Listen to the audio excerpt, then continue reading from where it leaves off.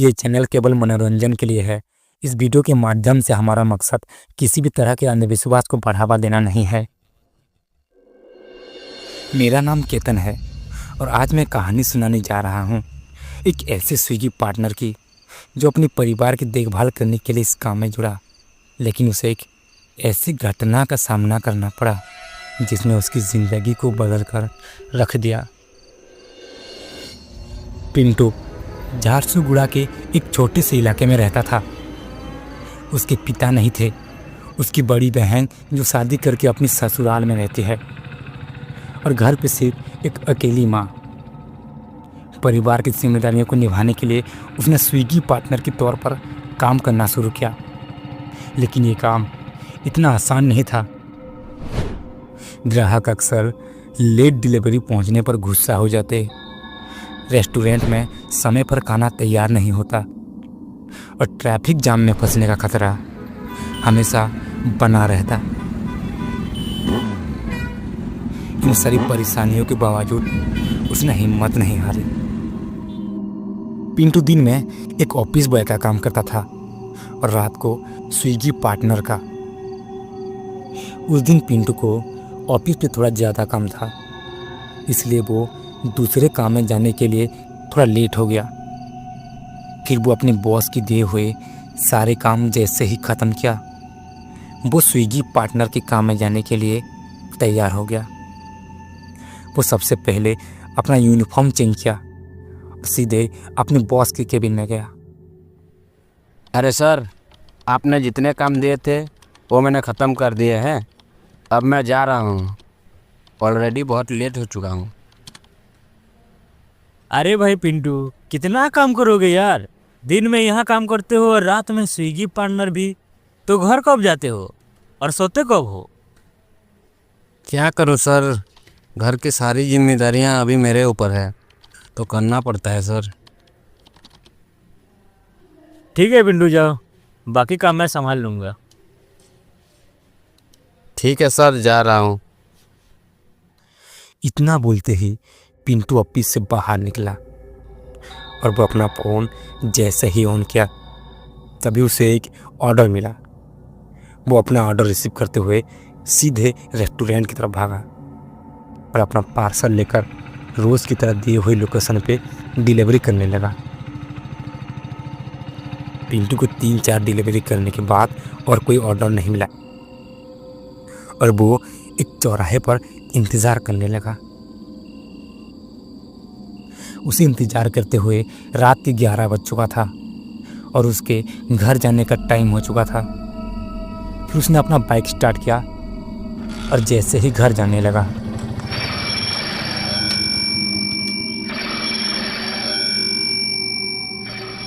आखिरकार उसे एक ऑर्डर मिला। वो जल्दी से ऑर्डर रिसीव किया और सीधे रेस्टोरेंट जाकर अपना पार्सल ले आया और उस दिए हुई लोकेशन पे डिलीवरी करने के लिए चल पड़ा।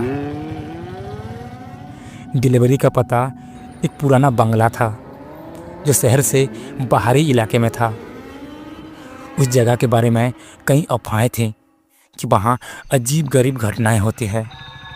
पिंटू को थोड़ा डर तो था, लेकिन काम की मजबूरी उसे वहाँ जाने से रोक नहीं पाई। रास्ते के चारों तरफ सन्नाटा था, दूर दूर तक कोई भी दिखाई नहीं दे रहा था, ना ही कोई गाड़ी और ना ही कोई इंसान।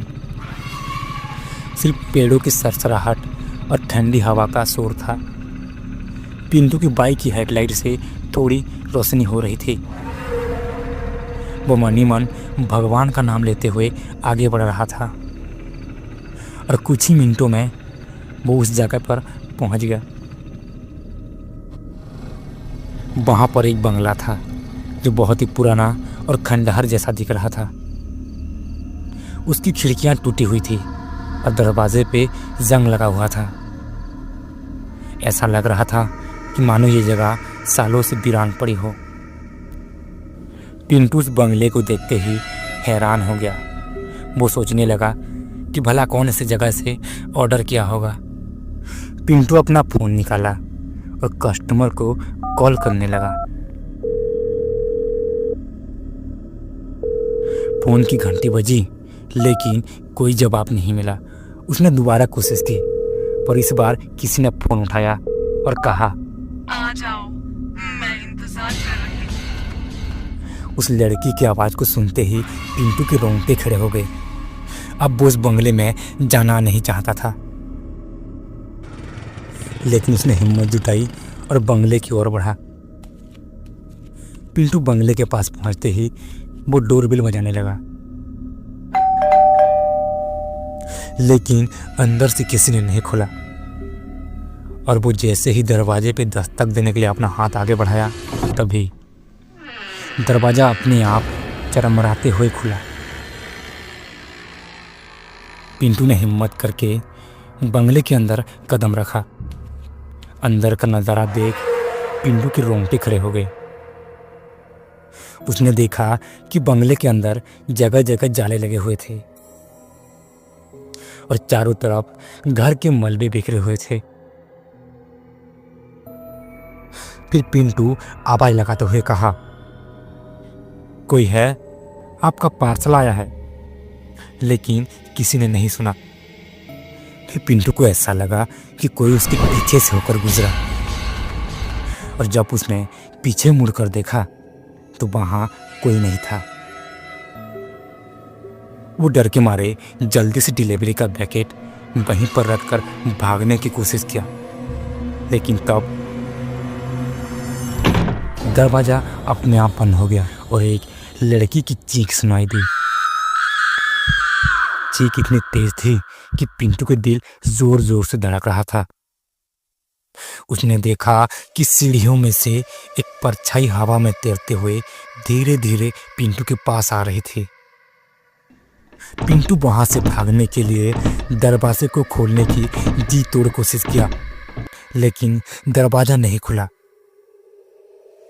और जब वो परछाई पिंटू के सामने आई तो उसका चेहरा दिखा। वो सफेद साड़ी में लिपटी हुई चुड़ैल थी। आंखें लाल, बाल बिखरे हुए और चेहरा मानो जला हुआ हो। उस चुड़ैल को देखते ही पिंटू के चेहरे का रंग उड़ गया और उस चुड़ैल ने पिंटू से कहा, तुम यहाँ क्यों आए हो? यह जगह तुम्हारे लिए नहीं है। फिर वो चुड़ैल जोर जोर से हंसने लगी।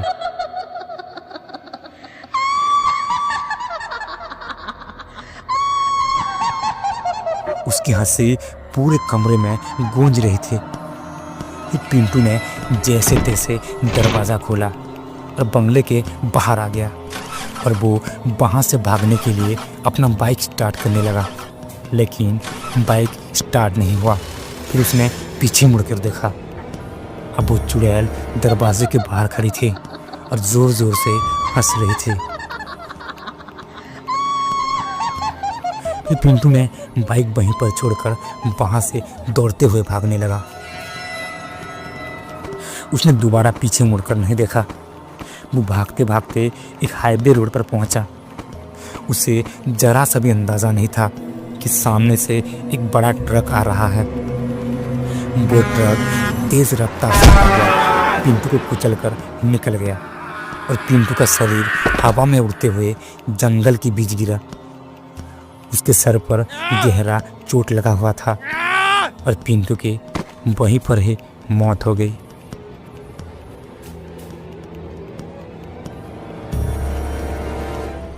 इस कहानी से हमें ये सबक मिलता है कि कभी कभी काम से ज़्यादा हमारा सुरक्षा मायने रखता है।